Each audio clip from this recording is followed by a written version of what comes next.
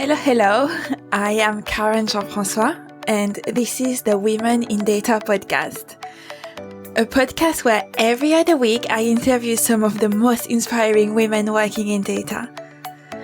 They discuss how data is used in various industries, share their knowledge and experience in the field, and equip you with tips to help you overcome challenges on your career and feel great.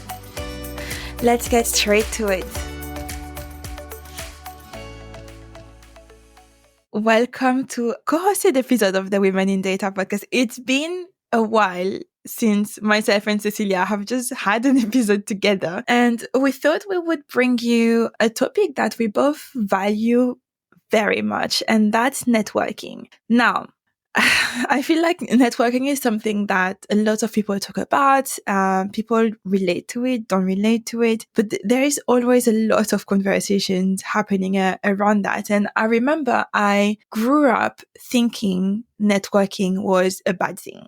So I grew up on a very small island where it's like 350,000 people. And what people were saying is that, so we call it filon in French. Do you say filon, Cecilia, or is it Creole? Yeah. Okay. No, right. no. I know this word. Sometimes I have words. I'm like, is that French or is it Creole? Okay.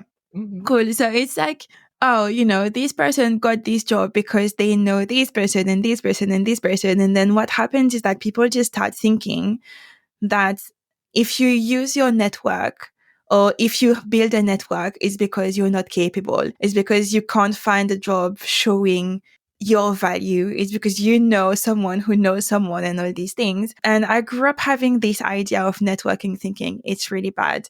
I mean, that's what it is, right? And I know I have friends who are like, yes, I don't think I want to use my network. I don't want to build a network because I want my work to speak for itself. So I'm thinking even here, there is this kind of limiting belief, I guess, that having a big network that can support you in your career means that you're not necessarily competent. That's not true. Thankfully, no, I grew out of this belief. And I think it's when I moved to London, because people are quite on top of it here. And I find it easier to connect with people and get support. So I've had loads of support in my career, in my personal life. And as an expat, I have to say, having a network when you live in a big city is quite important. What do you think, Cecilia? Absolutely. And it's so funny that you say that about the filon. It's because where I come from in Brazil, it's actually a good thing, meaning, oh, so many doors are going to open for you because your family knows this people, and then you get your first job and things like that. This is like, it's actually like normal. And I remember when I decided I didn't want to live in Brazil anymore and I wanted to start my career, I started my career in France. And I remember when I started my career in France, my parents going, oh, it's so bad because we don't really know that many people in France, so we can't help you open doors. So I had to do it all on my own. This is very interesting. So I'm thinking it's the different side of the story, because your family knew people, so they could help me. And my family knew no one. So I'm guessing so on your side, they could support. And on my side, it was like, oh, well, you're never going to get anything because we don't know anyone. Okay.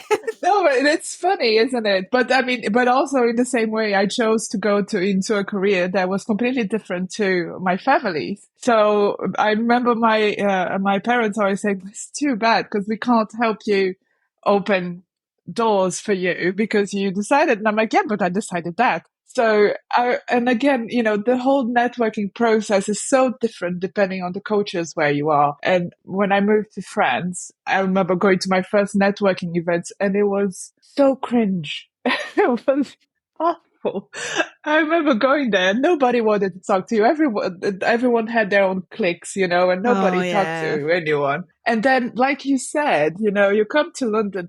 Weirdly, London is really open to networking. People love doing that. I mean, I remember the first couple of years I moved to London, I was going networking twice a week for my job specifically. And I was like, this is what people do. Okay. So, and everyone would talk to everyone. And I was like, oh, okay.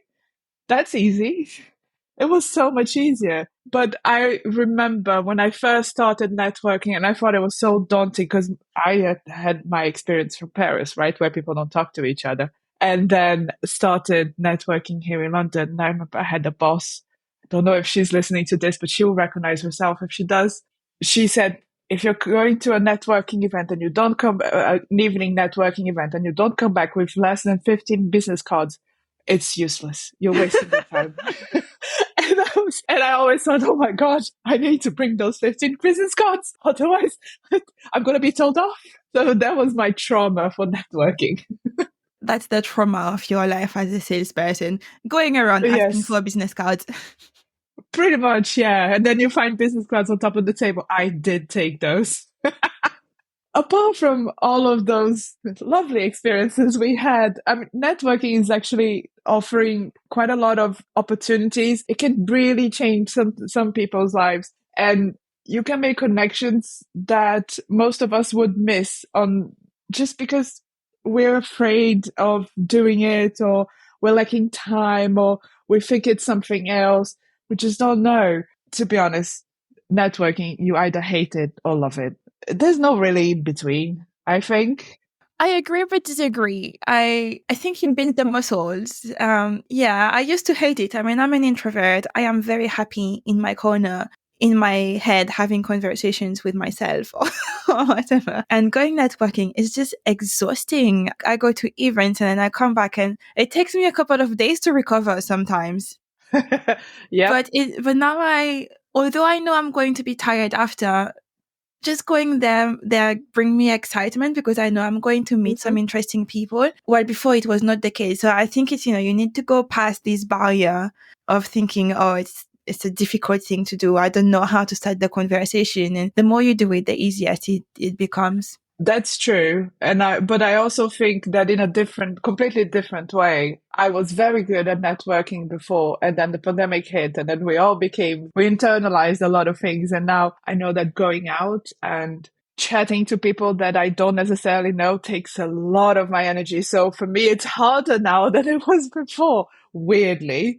But, that's just my experience. And everyone's is going to be different. And you're right. It is a muscle that you exercise and you get better at it, or as I'm trying to do, more targeted when you can. But Karen, for you, what's the biggest advice for networking? Okay, so there are so many advice, and we're going to give loads of them in this episode. We're not just going to be chatting about how we feel about networking. I want to say, when you start, the biggest one that really to me is what's going to make a difference is knowing why you are networking, because this is going to influence how you network, who you network with, what are your takeaways. And as you said, you target it a bit better now. It is time consuming, so you don't want to be wasting your time networking in the wrong place. So really knowing where your networking is quite key. And we're going to be talking about networking for career advancement, transitions. Cecilia, you made quite a big transition in your career. Yes. We're going to be talking about networking for professional growth and skill enhancement, support network and well-being, because yes, you can network like that, especially as an expat, and also networking at events, so giving you tips on all these three. In terms of career advancement and exploration. So I love having curious conversations. There was a time where people were finding a job, staying there forever.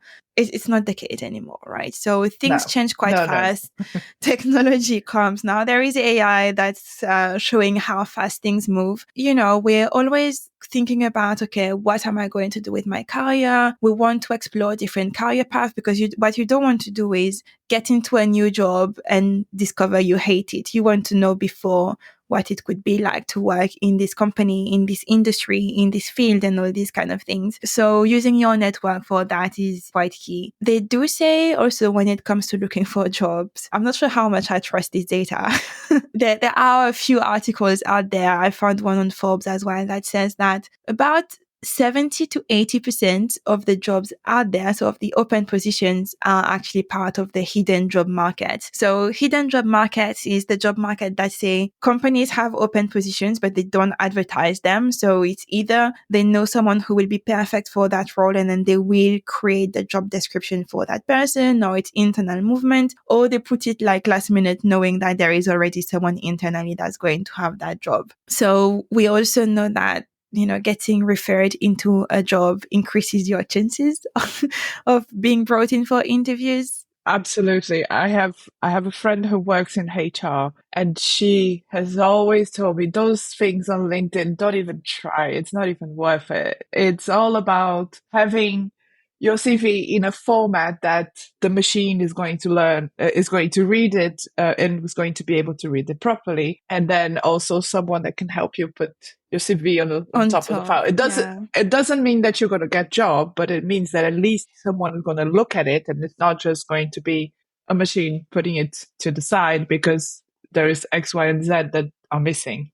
That's so true. So yes, you apply for jobs, obviously, especially early on in your career. But I know I've worked in organizations where a job description is put out one day and then in 2 days there is like 1,000 applications. And the person on the other side cannot go through that many CVs. Let's face it. And I know at some point I had a friend, for example, who had applied to the job like this. They didn't speak with him because CV was lost in the sea of CV. And then what I did is I thought, well, I know this person. I trust this person.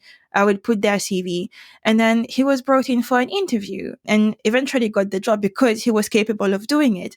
There you go. And that's very important. Now, putting your CV like this, yes, it increases your chances, but you need to be aware that it is as we said, it's a relationship with people when it comes to networking, right? So you wouldn't send your CV to someone random that you've never met, being like, hey, here is my CV. But this happens. But making sure that that's why you need to build your network. So you need to think about it ahead. So if you look for networking for career advancements, for job search, etc., you should not be doing it when you're looking for the job. Basically, you have to think ahead. So I always like to think 2 moves ahead, or 1 or 2, or a move and a half sometimes, let's say, and thinking, okay, so this is the direction I want to take my career towards. Who can help me? How can I create a relationship with these people who can help me, so that when I start looking for a job, and that's not going to be tomorrow, that's not necessarily going to be next year, although it can be next year, you never know what happens. But I know that I already know these people. They know me, they trust me, they know what it is that I can do. And we have a good enough relationship for them to feel comfortable passing my CV, and potentially they're the ones that are going to be able to tell me, Karen, do you want me to pass your CV, without me saying, oh, hey, can you help me out? Going to someone you don't know saying, oh, can you pass my CV? I mean, I find that very unlikely to happen, because that would mean that, Cecilia, if I don't know you and I tell you pass my CV, you're basically telling your company, I trust this person to do a good job, but you don't know me. So that's kind of awkward. There's nothing worse than receiving, and I'm sure there's a lot of people who have receiving those messages on LinkedIn going, hi, do you know where my CV is in this application of this job in your company? I'm like, I don't know. I don't do HR. That's not my job. I don't take care of this. Sorry, I'm not the hiring manager. I'm not the hiring manager. And absolutely, if you're going to put someone forward, it needs to be someone that you trust and feel that they can do the job. Otherwise, it's also your reputation that is being put in jeopardy in this conversation, right?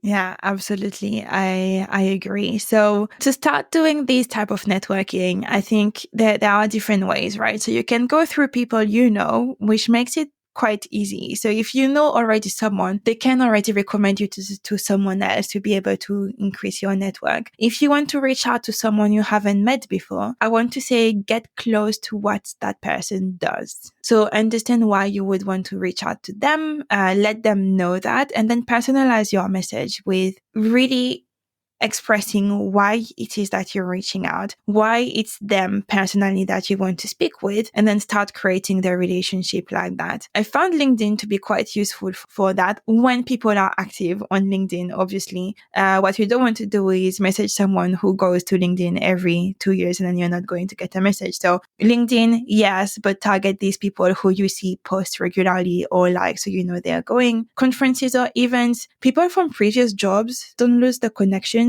Meetup groups, workshops, mentoring and coaching, very good places for that. So I think that's it on the career advancement and exploration thing. Cecilia, in terms of growth and skills, what are your recommendations? Before I go into that, I just wanted to say that we are the good example of the networking that was successful, because it was me sending you a message on LinkedIn. Hi, we don't know each other, but I'm doing this. I'm interested in that. Shall we have a conversation? Yeah, that was true. So I remember you started that conversation talking about the podcast, and that you were listening to it and you were just transitioning into data. And that got me hooked. So I really wanted to chat with you because I think podcasting is quite lonely. So obviously now it's the two of us Yeah. chatting, but you don't know what's happening on the other side and what the listeners think. So always, every time when I get a message from someone saying, "Oh my God, this episode was so helpful," and then telling me why, I always follow up. It's true. And I'm starting to get some of those messages too. It's so heartwarming. It's great. Continue, please. But anyways, let's go back to it. So for in terms of professional growth and skill enhancement, so this is when you're looking for mentors and peers, so with some kind of guidance or support for developing yourself, either your technical or your soft skills, just looking for a way to, looking for someone to bounce back ideas, I guess. This is when we're looking more for guidance or from some continuous learning, because sometimes, I mean, how many times have we spoken about being in the sea of of knowledge and not knowing which way to go? And sometimes you just need someone to help you guide you to the right direction. So this is something that I am still learning myself. So I think, sharing things on LinkedIn, for example, is a great way to do it in order to get people's attention so that people can network, can exchange with you. There is a bunch of forums that you can go to. I love Towards Data and how you can find so many different things in there, so many different articles. So Karen, for you, what's the best way to find a mentor? Because I feel like I have a few mentors and I ask different people when I know it's their different knowledge, where they excel in that knowledge. But what's the best tip for you to find a mentor? I have also published a blog post on that. Actually, I have a technique that I use for mentoring that is now being used against me. Well, not against me, but people are using it to get me to mentor them just because I put it out there at conferences and also in that blog post as well. That I quite like. So I think for me, so, when we're talking about networking for career growth and all these things. So yes, talking to people on LinkedIn, as you said, exchanging knowledge this way is quite key. And there are loads of forums for that. But for me, speaking with people one-on-one is what really makes a difference in my learning and in my growth. And so for mentoring, what I do is I identify the skills I want to learn. And then I find 4 or 5 experts in these skills and I message them about it. I'm like, oh, hey, I'm trying to learn these skills. You excel at it. I've seen it because blah, blah, blah. So the personalized message that we mentioned before. And I would just say, would you be open to helping me on this problem? So I would just identify one problem. I wouldn't say, can you be my mentor? Because if you go and say, can you be my mentor? People start thinking, oh my gosh, this is going to be an hour of my week every week for the next 6 months. I don't have time for this. So I just have one quick question that it would take them 10 minutes to answer. So just, I have this problem. I know you can help me because do you have any advice? And more often than no, they will reply, I will go implement that advice that they gave me, come back and say, hi, thank you so much for this tip. This is what I've done based on what you said. These are the results I have. Is there anything else that you think I should have been doing to either make it better or have a different outcome or all these things, and then do it again and again and again. And then at some point, the person will be like, oh my God, this will be so fast, so much faster if we can get on the call. And they will tell you they want to jump on the call. And that's how... And that's how you do it. It works. Obviously, there are some people who you can't always get a yes because people are busy and then there are other things that are happening in their life. But I find this to be way much more effective than asking someone, can you be my mentor? Every time someone says, can you be my mentor? I run in the opposite direction because I'm thinking I'm working full time. I have a podcast. I can't be doing this. If someone sends me a question, I will reply. That's a good point. And I think now that you mentioned, I think people are doing this to me and I didn't realize.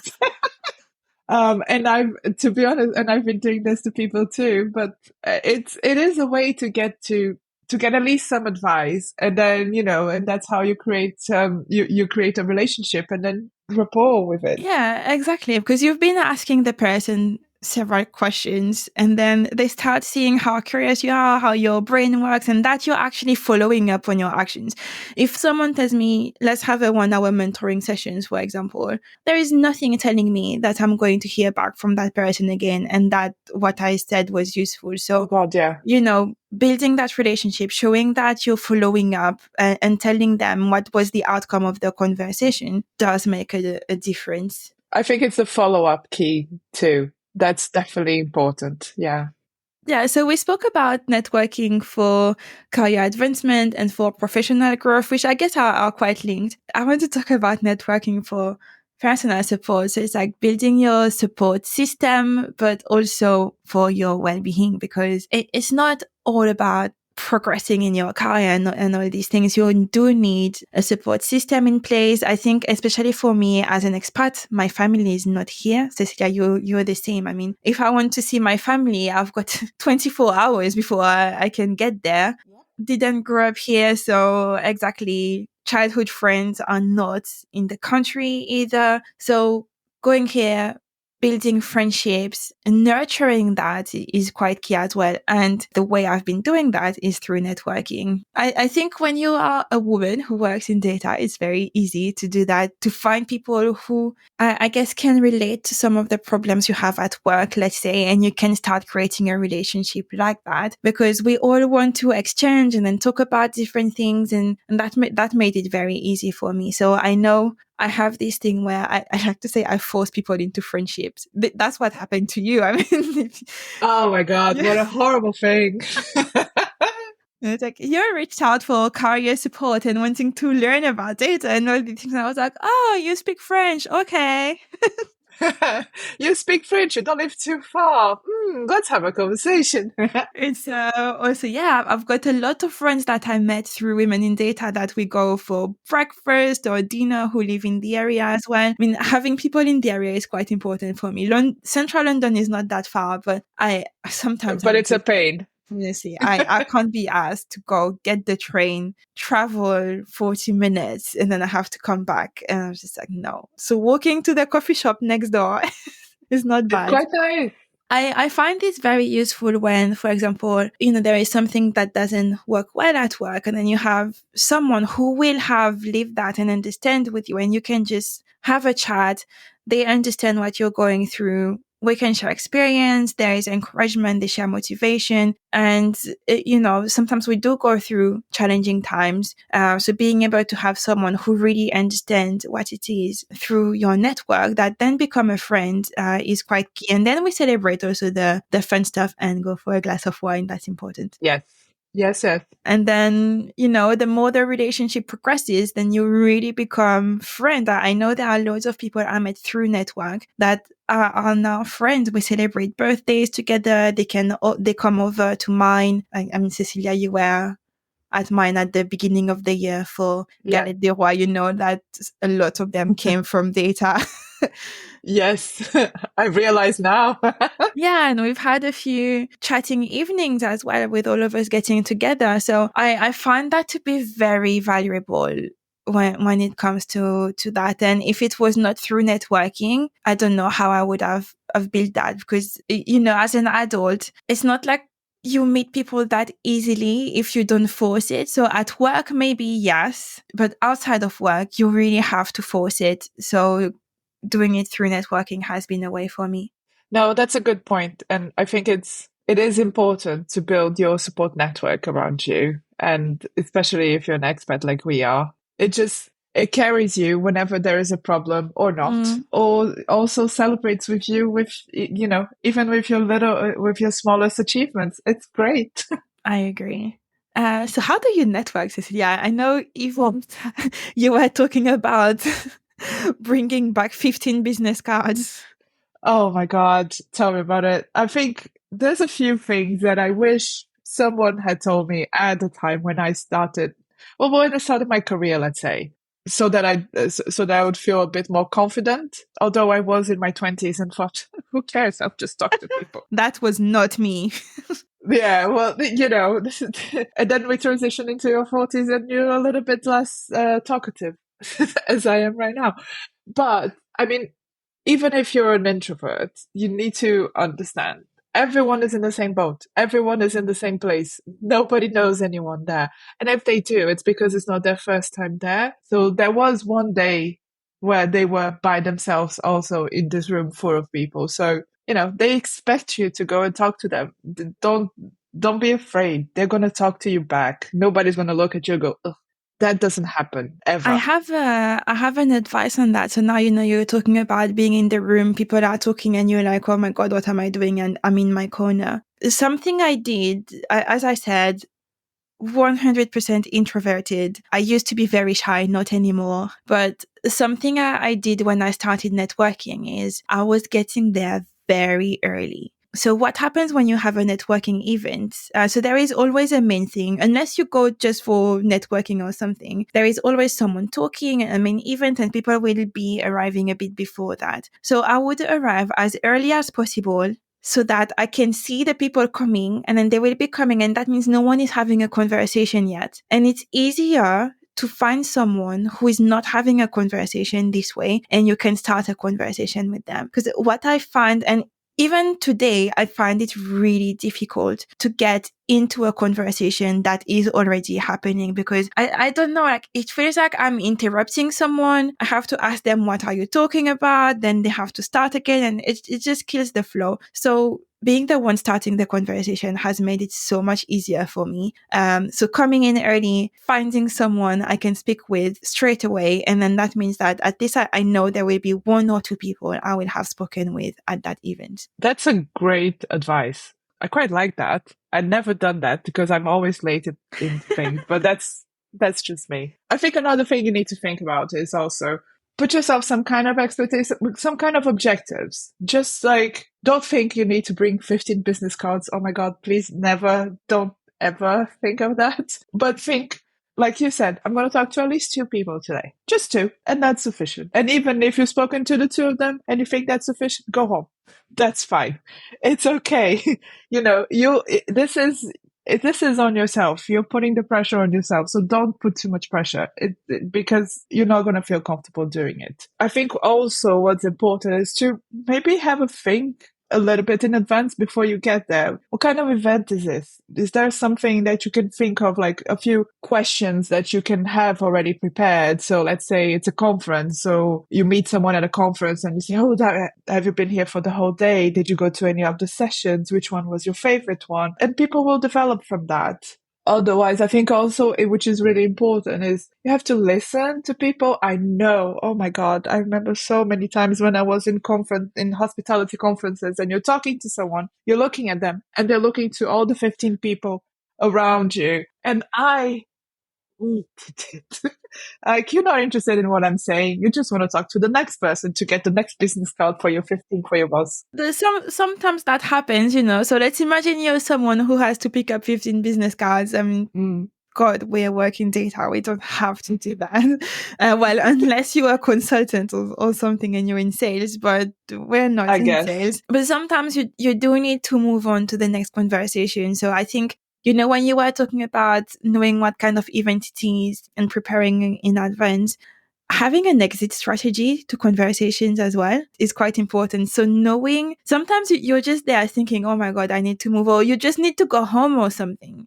But knowing what it is that you're going to say when you need to go and move on can help, so you don't find yourself in this awkward situation you're describing, Cecilia. That's a good point too. I know that it has happened to me, and also trying to get out of a conversation can sometimes be a little bit challenging. But I think what is also important to think of is, especially when you have conferences, there is like a full day or like over 2 or 3 days, have a moment, have a breather. Because I know that I have been to conferences where you're there for 3 days and you network. It's heavily networking. And you have to put a lot of energy out there. And sometimes I just needed to go for a walk outside of the hotel where I was, not talk to anyone, just look at the sky and have a breather. It's okay. You can feel overwhelmed. It's not a problem. But it happened, doesn't it? I'm laughing because you're describing my life right now. So, Oh, there you go. Yeah, there are events where you are constantly interacting with people, and when you're an introvert, this just sucks the life out of you, and you want to be there. It's important. You're having a good time as well. Sometimes it's just exhausting. Yeah. I found myself a few times, do not judge me, hiding in the toilet. Oh, I've done it. Come on. Everyone's done it. Hiding in the toilet for 10 minutes, being like, I am not going to talk to anyone for the next 10 minutes. The only way I can do that is by being in the toilet. That's true. No, but it happens. And I fully understand. I've done it myself. Sometimes you do need a breather. And I think the last thing you need also is, don't forget to follow up, because you can talk to people, but then if you never speak to them again, what's the point of this? So make sure you send them a message, invite them for a coffee afterwards, send them a message on LinkedIn, send them an email. I don't know, whatever. Just send something saying, hi, it was lovely to meet you. I really enjoyed our chat about this and this and this. I would love to continue the conversation, or would love to develop and have a coffee or whatever. It's so easy, and people will welcome you. We're all human beings. We all want to talk to people. We can't live on our own. So don't worry. That reminds me, I have to do that. So thank you for the reminder. You're welcome. Yeah, and so we've been talking a lot in this episode. It was interesting. I feel we have. But we have been talking a lot about, building relationship. Networking is really about building a relationship. It's not about something that's transactional, although sometimes it can be transactional, but to me, it's very important to have a relationship with people. Really stay connected. Don't just disappear on people. Check on them. Ask them how things are going. And I'm not saying you have to message people every week, but have some kind of cadence. So I know, depending on the kind of relationship I have with someone, I might check in on a monthly basis. Cecilia, we check very often because we have now become friends from our networking thing. So have different levels of what's comfortable for you when it comes to checking on people and then having a conversation. I know I have some friends that I also met at networking events that I say, life is busy. Let's just make sure we meet at least once a month. So we know once a month we're meeting. Same with people same with mentors. So I will say, okay, let's go for coffee or something once a month. So we know we still get in touch and catch up. And it's not necessarily that you need something from the person, but just building the relationship is quite important. Show interest in the other person's life. Yeah, so showing interest is not about being like, oh, I need this from you. You give it to me and that's it. I'm out. So you need to show interest in the other person, see what it is that you can help them with as well. So I know at the beginning I was thinking, well, there is nothing I can bring to someone who is much more senior than me. That's not true. There is a different perspective that you can bring. There is a skill that they have that they don't have that you might discover, not today maybe, but after a few interactions. It is a two-way street. So seek to provide support as well as much as you're taking. So I think that's all for our tips on networking. We touched on quite a lot. I feel like we touched in quite a lot, but I think those are also super important. And actually, let's ask the listeners if there's some tips that perhaps we didn't cover, or maybe their favorite networking places. Like, I don't know, maybe there are some LinkedIn groups we don't know, some events we're not aware of. So feel free to share with us, and we'll speak to you very soon. Yeah, looking forward to hear what it is that you have to say. Speak soon. Thank you for listening to the Women in Data podcast. We will be back in a couple of weeks with a new guest. Until then, if you have 2 minutes, it would be great if you could leave us a rating or a review, as it helps not only to make the podcast more visible, but also to enhance the content. If you don't want to miss the next episode, follow us on Apple Podcasts or Spotify. We are also on LinkedIn. And if you wish to, you can even register to the community for free. All you have to do is head to womenindata.co.uk. Have a great day.